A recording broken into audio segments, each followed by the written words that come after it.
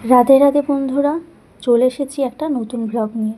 আপনি কি বৃন্দাবন যাওয়ার কথা ভাবছেন বা বৃন্দাবনই আছেন? তাহলে বর্ষনাতে অবশ্যই যাবেন।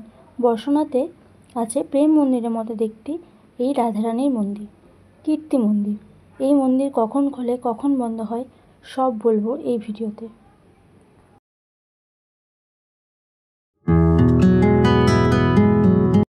সবার আগে রাধারানীর নাম নেবেন, আর ব্লগ ভালো লেগে থাকলে লাইক দেবেন, আর কমেন্টে রাধে রাধে অবশ্যই লিখবেন, আর সাবস্ক্রাইব করতে একদমই ভুলবেন না।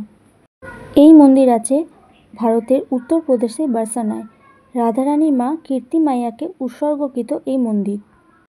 এই মন্দির খোলে সকাল 8:30টায় আর বন্ধ হয় দুপুর 12টায়। আবার বিকেল 4:30টায় প্রবেশদ্বার খুলে যায় এবং বন্ধ হয় সন্ধে 8:30টায়।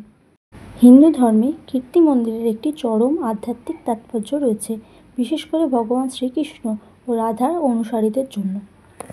এই মন্দিরের সৌন্দর্য ও আর্কিটেকচার অবাক করার মতো।